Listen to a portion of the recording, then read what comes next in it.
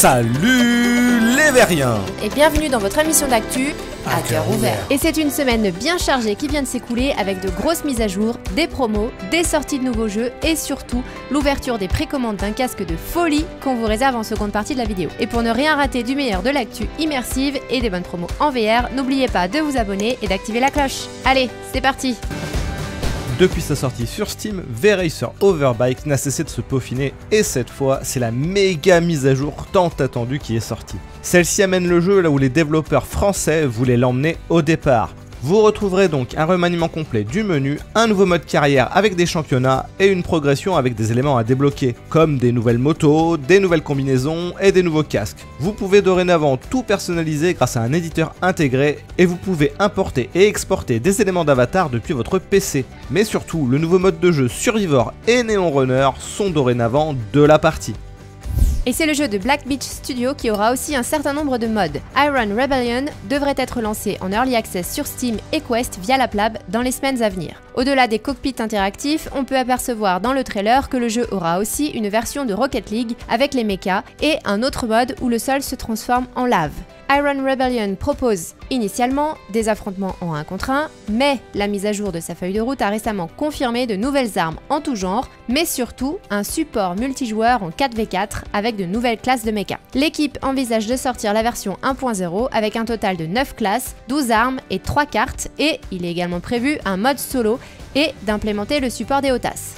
Dans Yuki, le HOTAS, c'est vous.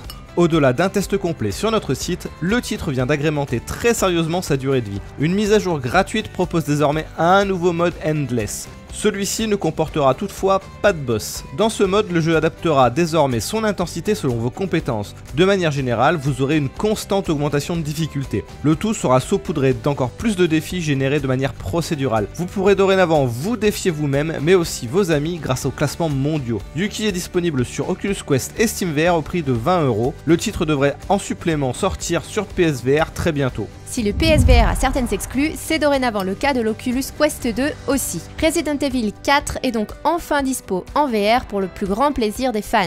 Fans qui devront par contre posséder un Quest 2 pour profiter d'un portage qui, d'après tous les retours, est tout bonnement excellent. De surcroît, il est intégralement traduit en français, il propose des menus d'inventaire en 3D, une gestion des holsters afin d'avoir ses armes à la ceinture et dans le dos comme il se doit en VR. C'est un jeu qui a désormais tout d'un titre natif VR à l'exception de quelques textures et de certaines cinématiques qui n'ont pas subi un traitement suffisant. Mais les points forts en VR compensent très largement les quelques défauts ici et là. Pour rappel, il faudra prévoir 7,8 Go d'espace sur votre Quest 2 pour l'installation et le jeu est proposé au tarif de 40 €. Et pour beaucoup moins cher que ça, puisqu'en promo à moins 50% sur Steam jusqu'au 28 octobre, No Man's Sky reçoit une nouvelle mise à jour. C'est la 4e expédition majeure du titre, elle envoie les joueurs sur la planète stérile de Wasam, un terrain vague infesté d'énormes vers. Ces derniers sembleront assez familiers à tous ceux qui ont une passion pour le film Dune. Vous serez donc à la recherche de sites d'impact dans le but de détruire les Hungering Tendrils.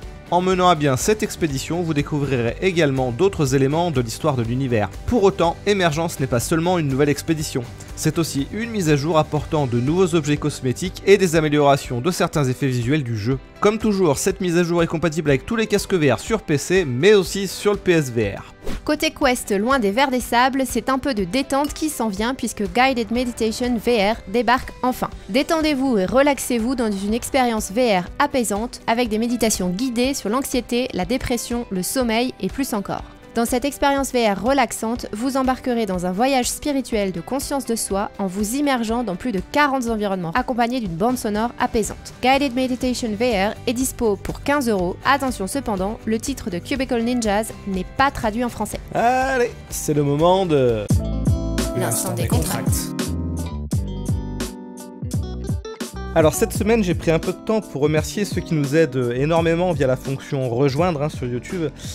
Et étant donné le nombre de vues sur la vidéo et les commentaires, on a soit des développeurs principalement, soit des accros à la VR qui ont énormément de jeux. Du coup, c'est encore P-Design qui récupère une clé de jeu. Voilà, c'est gratos, bravo à lui. Il est refait. Bref, merci encore à vous tous pour votre soutien. On en a grave besoin, ça fait grave plaisir. Bon, il en manque encore un petit peu pour ma cagnotte pour l'appareil photo VR, il va falloir que je trouve autre chose, c'est pas grave. Allez, actu suivante.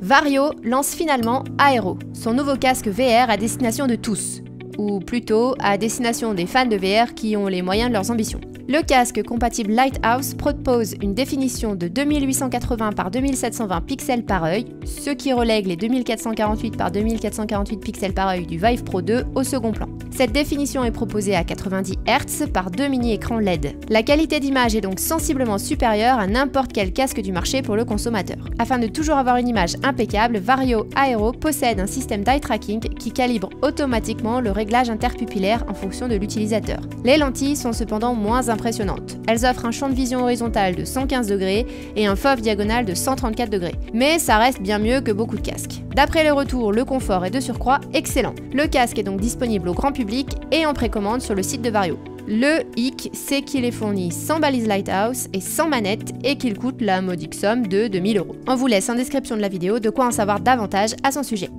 On continuera avec le matos haut de gamme puisque les gants à retour de force SenseGlove Nova commencent à être livrés. Ce sont les gants à retour de force les plus abordables à ce jour et ils coûtent donc la coquette somme de 5000 $.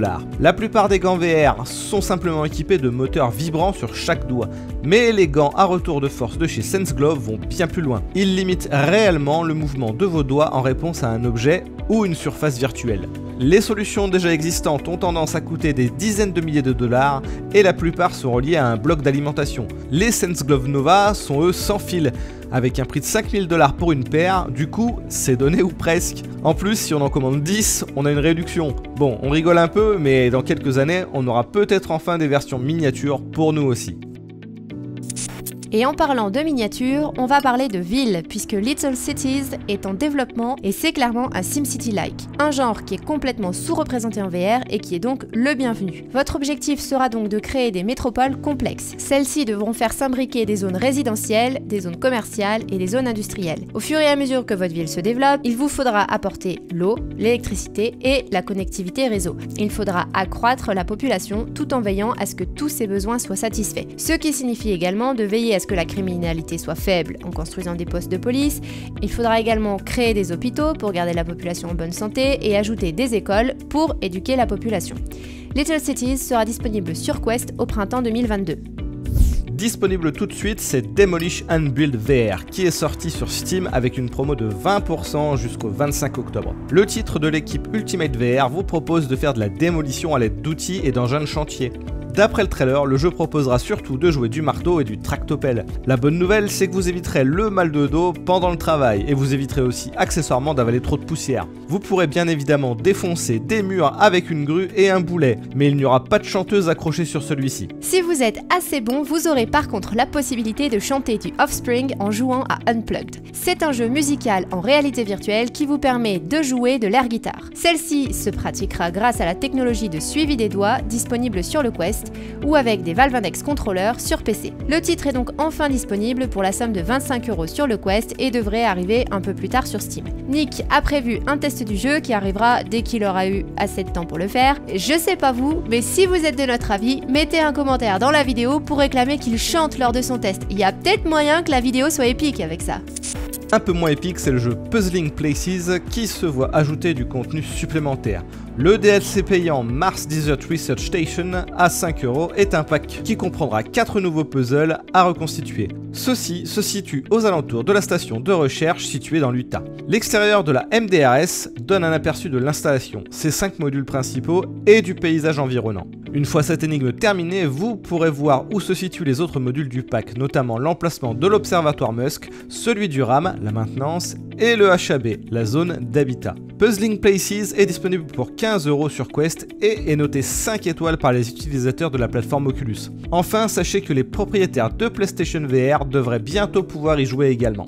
Allez, il est l'heure de la question. Comme chaque semaine, on retient une question dans les commentaires pour l'émission suivante et cette fois, c'est Pertefeuille qui demande « Comptez-vous faire un test de tapis omnidirectionnel ?» Alors on a testé en salon, mais c'est complètement antinaturel.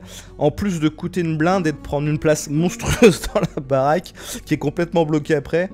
Alors comme aucun de nous ne va s'en payer un depuis que Nick avait baqué le Virtualizer et ne l'avait jamais reçu, c'est pas pour tout de suite.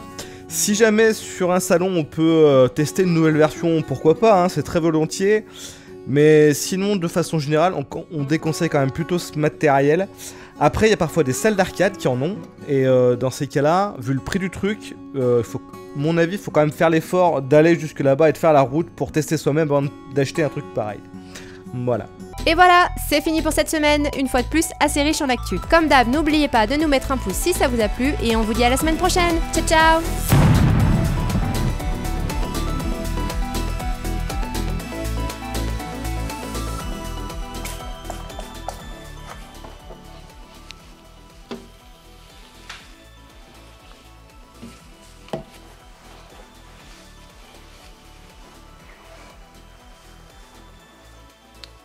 Et voilà, ça a jamais été aussi propre. Non? Bon bah sinon, ça va être encore P-Design qui sera refait le prochain coup, hein.